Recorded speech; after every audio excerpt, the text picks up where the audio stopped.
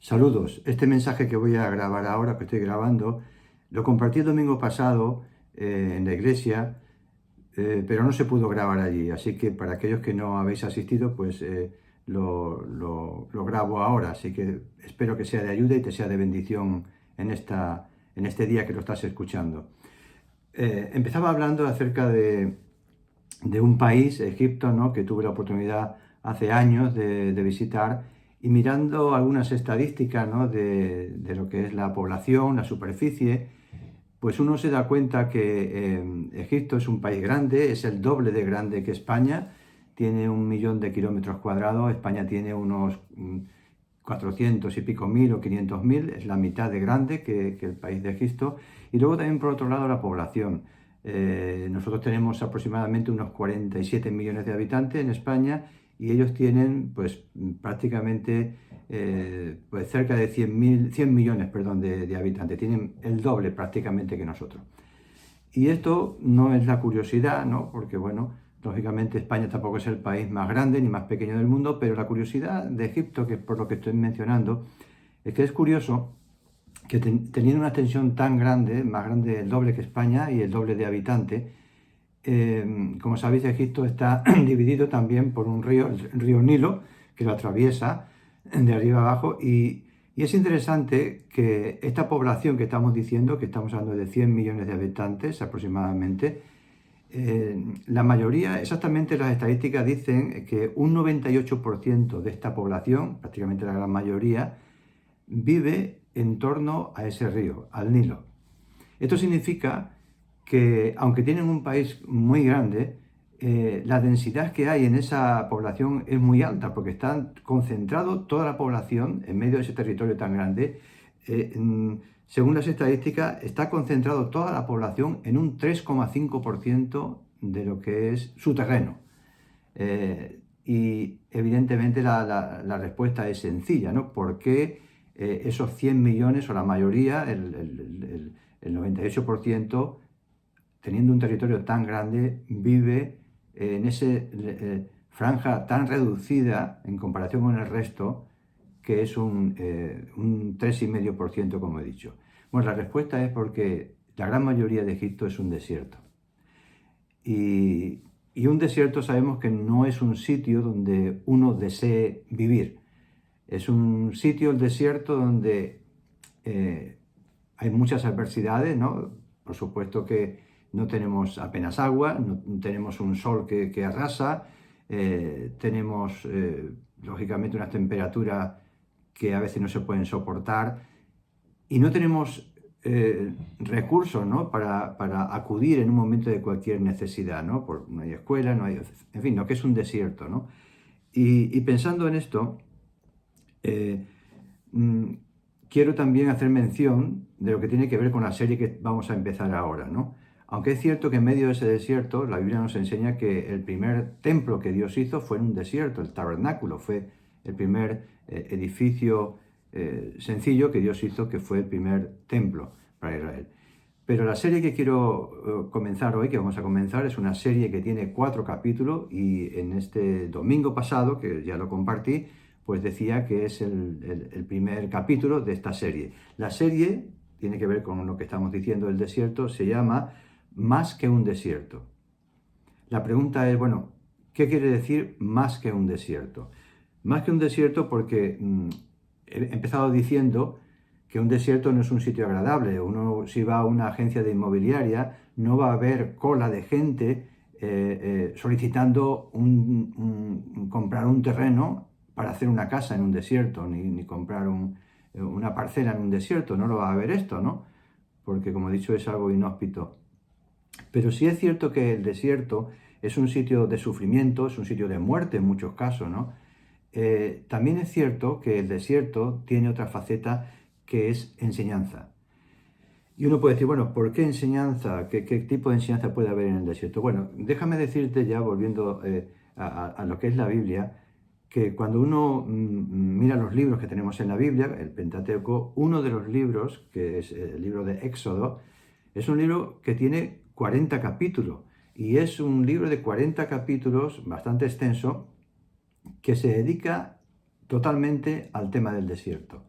Nos habla desde la salida de Egipto, de la esclavitud, hasta que llega poco antes de entrar en la tierra prometida, ¿no? Entonces, esos 40 capítulos, que esa historia, que son también 40 años, se podría haber reducido en 2, 3 capítulos, pero la Biblia le hace un espacio de 40 capítulos, por no hablar también de Deuteronomio, que también nos habla del desierto, pero ya en términos más de números. Entonces, esto quiere decir que si está ahí escrito, y de hecho cuando uno lo lee, lo ve, porque nos habla no solamente de dificultades del desierto, sino nos habla de lo que son reacciones, de lo que son cómo nosotros nos comportamos en medio de la adversidad, ¿no? Entonces, por eso tenemos el título de Más que un desierto, un poquito más allá de un desierto. Y el capítulo 1, que que yo compartí el domingo pasado, el nombre que le he puesto sería formación. Desierto, verlo en esta ocasión como formación. Cuando uno piensa ya en el momento actual, pensando en el desierto, uno no puede evitar pensar en el COVID, ¿no? Que llevamos ya 2 años con ello. Algunos de vosotros no habéis venido a la iglesia también por estar contagiados. Y está siendo un desierto para el mundo entero, ¿no? Un desierto que ya son casi 2 años. Ya sé que hay excepciones, ¿no? Porque cuando uno mira el ranking de empresas que en estos 2 años, ¿no? Pues han duplicado incluso sus beneficios, o por lo menos lo han aumentado considerablemente. Cuando uno mira la lista de las 10 empresas que tienen más dinero o que han ganado más dinero, ¿no? En este tiempo que llevamos de desierto, para muchos, para ellos ha sido el agosto, como se dice aquí, ¿no? Hacer el agosto, ¿no? Y cuando uno mira esa lista, se da cuenta que hay un porqué, ¿no? Porque en la lista esa vemos que el primero está Apple, luego, más o menos, no sé si primero Apple, está Microsoft, está también Facebook, está también Amazon, Alibaba también, que es otra plataforma de venta online, ¿no? Y algunas plataformas y algunas empresas más, ¿no? Pero uno se da cuenta que tiene que ver con estas empresas que para ellos la pandemia ha sido todo lo contrario a un desierto. ¿Por qué? Porque nosotros hemos consumido más como lo estamos haciendo ahora. Estamos escuchando esta predicación con mucha regularidad, ¿no? Y también conversaciones de trabajo. Hacemos más uso de las redes sociales. Eso equivale, consumimos más también pues el tema de televisión y todo esto, ¿no? Y compramos también más a distancia, ¿no? Online, por el tema de los desplazamientos, de las restricciones, ¿no? Entonces, de alguna manera, aunque ha sido y está siendo un desierto para mucha gente la pandemia, temas de trabajo, temas de cerrar negocios, por supuesto, hablar de lo primero de todo, que son la muerte de muchas personas, ¿no? Y personas enfermas en los hospitales, saturaciones, con lo que conlleva todo eso, ¿no? Y más cosas paralelas, ¿no? Que enfermedades que no tienen que ver con el COVID, pero que también se ven afectadas el retraso de su diagnóstico, ¿no? Entonces es un desierto para la mayoría de gente, con algunas excepciones, ¿no? Ahora, en esta primera parte, ¿no? Que hablo de lo que sería formación, buscar la parte, quiero dejaros la pregunta esta, ¿no? ¿Cómo yo puedo manejar en este momento ese desierto que no hemos elegido? Porque el que ha elegido un desierto para hacer un safari, hacer lo que sea, bueno, pues lógicamente no se puede quejar porque es lo que quieres hacer, ¿no? Pero me refiero a la mayoría de nosotros que no hemos elegido ese desierto, ¿no? ¿Cómo manejar ese desierto? Y yo ahora, en este momento, lo hice en la iglesia, como digo, destaco 2 puntos, que te quedes con ello. Uno de ellos sería que la primera cosa que sucede en un desierto, en general, es que tenemos la tentación de salir huyendo. La tentación lógica y humana de salir corriendo, ¿no? Un desierto no es un lugar que tenga mucho glamour, ¿no? Un desierto es todo lo contrario, es la antítesis del glamour, ¿no? Ahí todo es anonimato, ahí no tenemos pantallas que están tomando imágenes, ¿no? Es soledad, etcétera, etcétera, ¿no? No como ahora tenemos, ¿no? Que en realidad pues somos esclavos de los likes y de todas estas historias que hay, ¿no? En un desierto eso se acaba, no hay nada de eso, porque ni tú ves a nadie, ni nadie te ve a ti, ¿no? Y por eso decía, ¿no? Que en Egipto, ¿no? El 98% de la población no vive en el desierto, vive en torno a ese río, al Nilo, ¿no? Que es un lugar frondoso, un lugar donde hay plantas, donde hay agua, donde hay ciudad, donde está la vida, ¿no? de ese país, ¿no? Entonces yo con esto no quiero hablar de una falsa espiritualidad, de que el desierto es muy espiritual, de que todo está bien, no. El desierto es un lugar muy duro, un lugar difícil, ¿no? No estoy poniendo paños calientes al desierto. Lo que intento también es ver, como pasa en ese libro de Éxodo, ¿no? Que está escrito en la Biblia, no solamente para darnos la información, que eso se hace en un momento, sino para hacernos reflexionar sobre qué cosas podemos aprender también incluso en medio del desierto, ¿no? Y pensando en esto pensaba, para la redundancia, en una obra, no una obra, sino es una alegoría, ¿no? De Platón. Platón, que como sabéis, filósofo de griego del siglo cuarto y quinto antes de Cristo. Platón era el discípulo de Sócrates, ¿no? Que fue realmente el que escribió muchas cosas que Sócrates le habló y dijo, y se atribuye también a Platón lo que se llama el mito de la caverna, y es eso lo que quiero también compartirte ahora, ¿no? Con esta alegoría, ¿no? Es una alegoría el mito de la caverna. Pensemos que en aquella época, en el siglo V antes de Cristo, ¿no? Pues es un ejemplo, una alegoría normal, como cuando Cristo hablaba en el siglo I, pues hablaba de ejemplos y alegorías que tenían que ver con lo cotidiano, el campo, las plantas, etcétera, etcétera, ¿no? El trabajo de aquella época, ¿no? El sembrador. Entonces, la analogía, lógicamente, está hecha en ese contexto, que una caverna, pues era algo, hoy día tenemos que ir a algún sitio muy específico para ver una caverna, pero eso era relativamente normal. Y el mito de la caverna es interesante porque nos dice, Platón contaba, ¿no? Para expresar a la gente, él quería expresar, ¿no? Que hay personas, ¿no? que se quedan sencillamente con lo superficial de algo, y hay otras personas que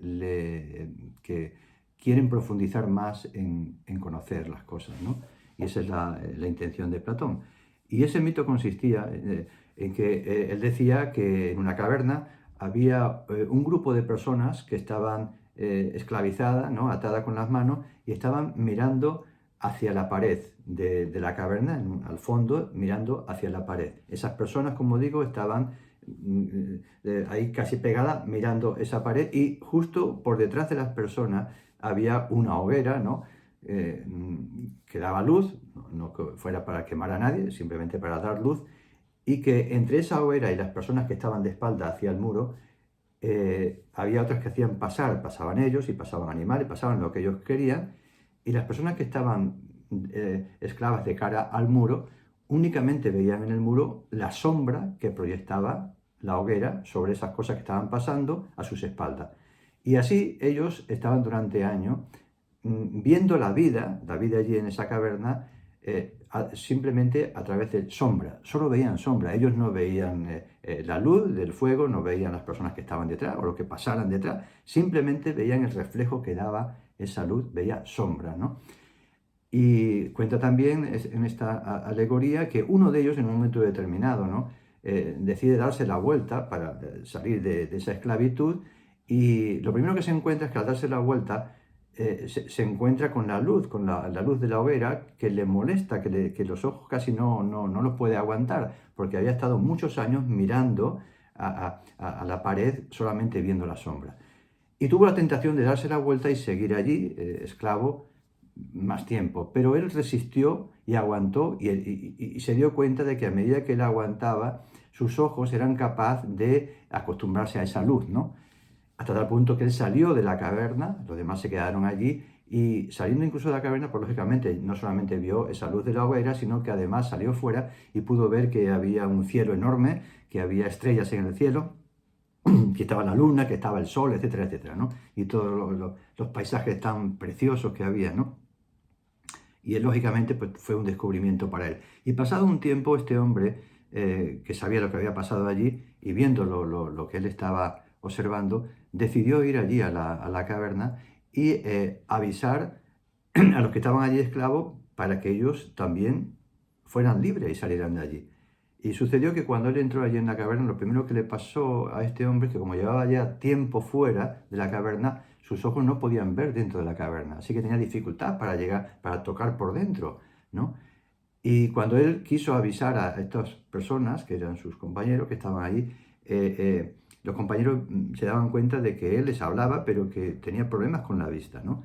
Y ellos pensaban, bueno, este está un poco loco porque esto de fuera le ha trastornado, esto que está diciendo, y no les hacían caso, ¿no? Pero él le insistía, ¿no? En decirle que eso era por esto, por lo tal.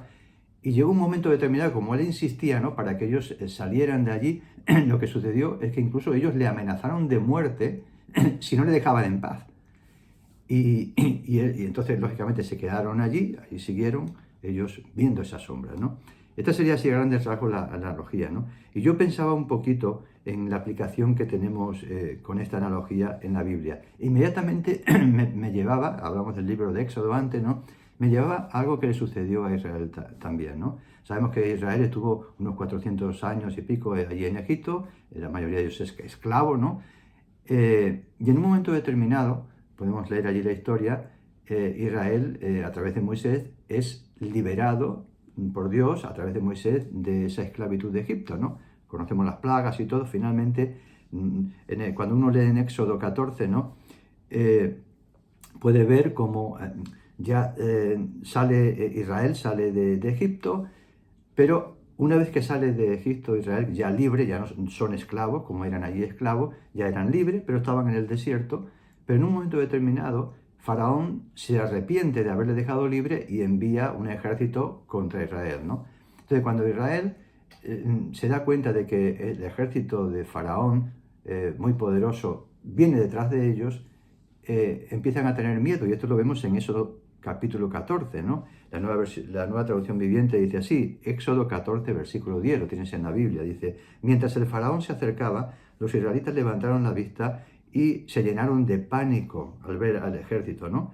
Que les alcanzaba. Y entonces clamaron a Dios, ¿no?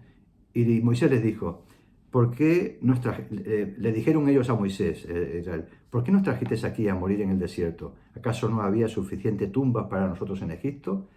¿Qué nos has hecho? ¿Por qué nos obligaste a salir de Egipto? ¿No te dijimos que esto pasaría cuando aún estábamos en Egipto? Te dijimos, déjanos en paz, déjanos seguir siendo esclavos de los egipcios. Es mejor ser un esclavo en Egipto en Egipto que un cadáver en el desierto, ¿no? Y en el versículo 13 dice, pero Moisés les dijo, no tengan miedo, solo quédense quietos y observen cómo el Señor les rescatará hoy. Y los egipcios que ahora ven jamás volverán a verlo. El versículo 14 dice, el Señor mismo peleará por ustedes, solo quédese tranquilo. Estos dos versículos para mí tienen algo especial, que algún día lo puedo contar, ¿no?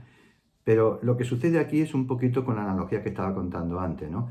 Resulta que son liberados de ese muro, de esa esclavitud, por decirlo alguna vez, estaban esclavos allí, y hay una alegría inicial, pero inmediatamente cuando ellos se ven en el desierto y ven el peligro, empieza, como dice, a tener miedo hasta tal punto que ellos quieren volver rápidamente allí otra vez a la esclavitud. Pero no solo lo vemos aquí, sino que habiendo visto ellos cómo en ese momento que estamos hablando, en Éxodo 14, Dios abre el mar, ¿no? El mar rojo para que ellos puedan pasar y luego lo cierra para que el ejército de Faraón se ahogue allí, ¿verdad? Viendo ese milagro, cuando pasa un poco más de tiempo, lo leemos en Éxodo capítulo 16, vemos que en el desierto, como decíamos antes, no hay supermercado, no hay muchos animales que uno pueda cazar de cualquier tipo, ¿no? Entonces, en Éxodo capítulo 16, dice que, en versículo 2, Éxodo 16, versículo 2, dice, allí también toda la comunidad de Israel, todo, se quejó a Moisés y a Aarón. Versículo 3 dice, si tan solo el Señor nos hubiera matado en Egipto, protestaban, allá nos sentábamos junto a ollas de carne y comíamos todo el pan que se nos antojaba, pero ahora tú nos has traído a este desierto para matarnos de hambre, ¿no? Entonces, volvemos otra vez, habían pasado aquello, habían visto el milagro tan grande, pero poco después, cuando ya se enfrentaron con ese desierto, con la dificultad de alimento, ellos volvieron otra vez a añorar aquella carne, que aunque estaban esclavos, aunque estaban contra el muro, pero ahí estaban tranquilos, viendo la sombra, y más o menos ellos estaban ya tranquilos, ¿no? Y una de las cosas que uno se da cuenta viendo esto, ¿no? Con esa analogía que decía antes, que el desierto de alguna manera prueba nuestras vidas. El desierto nos prueba a cada uno de nosotros, ¿no? A veces nos daña los ojos, ¿no? Porque lógicamente estamos acostumbrados a un hábito cada uno, ¿no? Y muchas veces ese desierto mm, mm, nos prueba de tal manera que queremos volver a la esclavitud, volver atrás, ¿no? Y en realidad, cuando uno lee, ¿no? Y piensa en el desierto, aunque ellos estaban viendo una esclavitud física, que era física la que tenían, pero en realidad, cuando ahora hablamos del desierto, para las personas, espiritualmente hablando, ¿no? El desierto simboliza, digamos, una esclavitud interior del ser humano, ¿no? Una esclavitud interior, ¿no? Y Jesús dijo en una ocasión, dijo, conocéis la verdad y la verdad os hará libres, ¿no? Y es interesante cuando uno lee, si lo quieres leer en casa o donde estés, ¿no? En Juan capítulo 8, versículo 31 en adelante, ese diálogo que tiene Jesús con los fariseos, es interesante que yo le he llamado las dos dimensiones, porque ese diálogo es interesante, ¿no? Jesús, Juan capítulo 8, Evangelio de Juan capítulo 8, versículo 31, Jesús se encuentra con creyentes, con los fariseos, y él le empieza a hablar de la verdad, eso que he dicho antes, conocéis la verdad y la verdad os hará libre, y ellos responden, nosotros nunca hemos sido esclavos, somos hijos de Abraham, ¿no? Y es cuando Jesús dice, bueno, es que ellos están hablando de una dimensión física y Jesús está hablando de una dimensión espiritual, ¿no? De otra dimensión, la dimensión de lo que es la caverna y la sombra y la dimensión de la libertad que es luz y está fuera, ¿no? Y Jesús está hablando de esa libertad y ellos piensan en que no son esclavos porque son hijos de Abraham. Y Jesús le dice, bueno, si fuerais hijos de Abraham, lo que yo os digo lo entenderíais, ¿no? Y amaríais y buscaríais, entenderíais lo que yo os estoy diciendo, ¿no? Y en realidad ellos también, nosotros somos hijos de Abraham, estaban pensando también en una descendencia física, hijos de Abraham, pero Jesús no le estaba hablando de que el cristiano no es tanto una descendencia física de Abraham, no, es una... dice la Biblia, ¿no? Que los verdaderos hijos de Abraham lo son en la fe. Abraham es el padre de la fe. Entonces, cualquier persona en el mundo que crea en Jesús también es descendiente, porque es por la fe. Y Jesús le estaba hablando de una libertad que tiene que ver no con que yo sea hijo de tal, o que sea un hijo de un pastor, o que sea hijo de un creyente, que ha sido muy creyente toda la vida. Jesús le está hablando de una descendencia que tiene que ver con una fe personal de cada uno. Y esa fe es en Jesucristo, que es el que nos hace libres, ¿no? Entonces, yo le he llamado como dos dimensiones. Y es un diálogo que como pasaba allí en aquel muro, el hombre intentaba decirle lo que había afuera, pero los otros estaban hablando de lo que estaban viendo, ¿no? Que allí pues no creían lo que estaba pasando, ¿no? Y es interesante como muchas veces encontramos que a veces cuando Jesús habla de que somos esclavos, nosotros pensamos, ¿esclavo de qué? Si yo hago lo que quiero, ¿no? Mucha gente, yo hago lo que quiero, voy donde quiero, pero Jesús no vino, como pasó en el tiempo de Israel, ¿no? Que había personas de Israel que querían aprovechar el liderazgo de Jesús para que Él les liberara del imperio romano al que estaban sometidos en ese momento, ¿verdad? Entonces, en ningún momento Jesús hizo una rebelión política. Jesús lo que hablaba es de una revolución espiritual y es librarnos de lo que es el pecado, que el pecado no es otra cosa sencillamente que aquello que nos destroza a todos. No es una palabra que, aunque se ha convertido en religiosa, ¿no? Pero yo ese tema lo dejaría para otro día, ¿no? Lo que es el significado de la palabra, el mal uso que se hace, ¿no? Porque en realidad cuando hablamos es aquello que destruye al hombre, ¿no? Todo aquello que es egoísmo, todo aquello que es avaricia, que es orgullo, que es lo que destruye. Y eso nadie, ninguna persona que tenga un mínimo de inteligencia lo puede desmentir, que es lo que destroza al ser humano humanamente y las naciones y los gobernantes, no es que no tengan recursos, sino es sencillamente que lo que tienen está impregnado, pues eso, de vanidad, de orgullo, de avaricia, etcétera, etcétera, ¿no? Al contrario de lo que Dios dice, ¿no? Entonces, el primer punto, como digo, en que es para aprender, es que hay una tentación de tirar la toalla cuando estamos en el desierto. Tenemos que saber que como cristianos esa tentación está, porque somos humanos, pero tenemos que pedir a Dios que nos ayude, ¿no? a entender qué puedo yo aprender en mi desierto, ¿no? Porque sin duda pueden ser enseñanzas muy, muy importantes, ¿no? Eh, mm, Hay una anécdota que también es importante, ¿no? Que nos habla acerca de esta persona, un hombre que vivía también en un desierto y tenía que andar como una hora para buscar agua en un lugar y volver otra hora para llegar a donde él estaba viviendo, ¿no?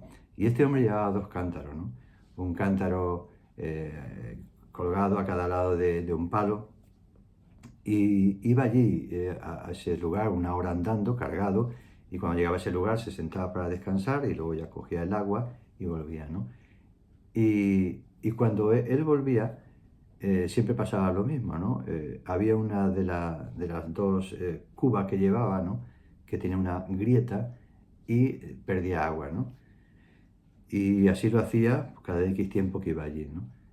Es una alegoría, entonces en un momento determinado esa cuba, ¿no? Que perdía agua, pues se sentía culpable, ¿no? Porque hacía trabajar a su señor, lo estaba haciendo trabajar, ese largo viaje, ese peso que llevaba encima, le hacía trabajar, y que luego cuando llegaba allí al destino, que era la casa, había perdido la mitad de lo que había recibido allí en ese pozo, en esa fuente, ¿no? Y se sentía culpable así día tras día. Y un día ya no pudo más con esa, y le dijo al dueño, ¿no? Al amo, digo, pero ¿por qué no me cambia? ¿Por qué no pones a otra persona? Si yo estoy perdiendo este agua, ¿no? Entonces el hombre le dijo que en realidad no tiene nada de qué sentirse culpable de nada, ¿no? Porque ella sabía lo que estaba sucediendo, ¿no? Él se sorprendió de que le dijera esto porque pensaba que lo estaba haciendo sencillamente porque no se daba cuenta o porque tenía lástima. Y él dijo, no, tú estás haciendo tu función. Y dice, bueno, si no te voy a dar más explicación, simplemente cuando volvamos del río la próxima vez o de esto, fíjate dónde crecen las flores, ¿no? Evidentemente luego se dio cuenta, ¿no? Que cuando volvían del río, él estaba a la derecha, ese cántaro, y ahí todo ese camino estaba lleno de flores, ¿no? Y aquí también podemos ver varias cosas, ¿no? Podemos ver que muchas veces eso que suelta, ¿no? Ese agua que cae poco a poco, a veces son como esas lágrimas en el desierto, ¿no? El desierto nos hace a veces llorar, ¿no? Y yo personalmente quiero decir, ¿no? Que cuando alguien me pregunta, ¿no?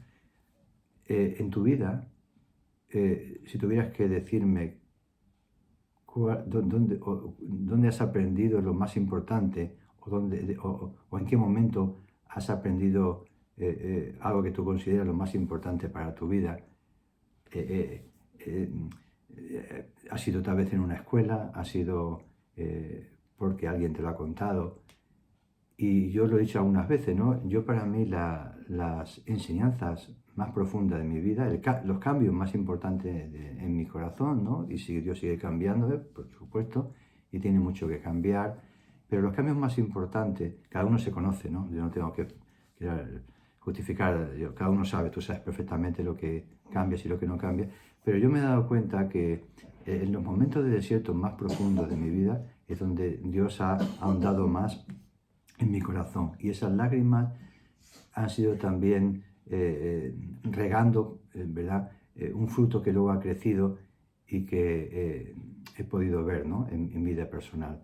Y esto nos habla de que el desierto, como digo, no solamente es un lugar desagradable, que lo es, sino que podemos tener también la capacidad en ese desierto, si no salimos huyendo, si no nos alejamos de Dios, si seguimos allí, le pedimos ayuda a Él, Él nos ayuda y Él nos fortalece y Él transforma nuestro corazón y Él nos hace diferente, ¿no? De hecho, cuando uno lee allí en Oseas, el profeta Oseas, en el capítulo 2, versículo 14, dice así, pero he aquí, yo la traeré y la llevaré al desierto y hablaré a su corazón.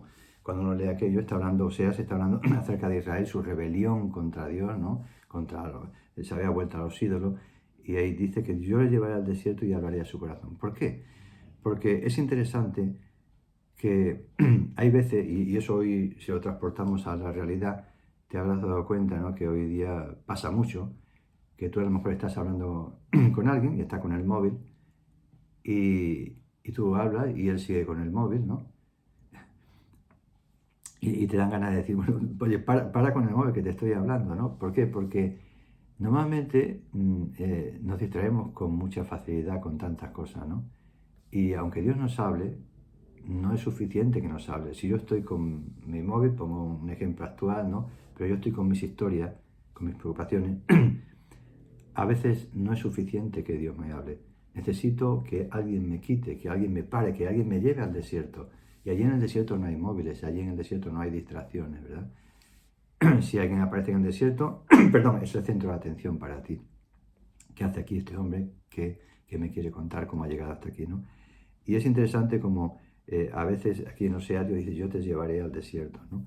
Así que yo quiero dejarte, perdón, quiero acabar con esto, ¿no? De que el desierto es muy desagradable, pero esto que estamos viendo también ha afectado a la iglesia y sigue afectando a la iglesia. Esperemos que ya quede poquito, ¿no? Mayor o menor medida. Pero quiero decirte que no podemos permitir solamente quedarnos con esa parte negativa del desierto, ¿no? Sino que Dios nos quiere ayudar para que eso se transforme en enseñanza, en crecimiento. Déjame decirte que tenemos la oportunidad y yo lo deseo de volver a las iglesias, ¿no? Estamos durante estos 2 años usando por las redes sociales, escuchando, pero yo te animo a que tú regreses a la iglesia en la medida que puedas, ¿no? Porque es un lugar donde no solamente Dios nos habla, tenemos también la oportunidad de tener comunión unos con otros, ¿no? De ser bendecidos unos y otros. Y dejar, ¿no? que Dios te use también a ti, ¿no? Porque en realidad Dios todavía tiene muchas cosas que hacer en este mundo, ¿no? Si no ya se hubiera acabado, ¿no?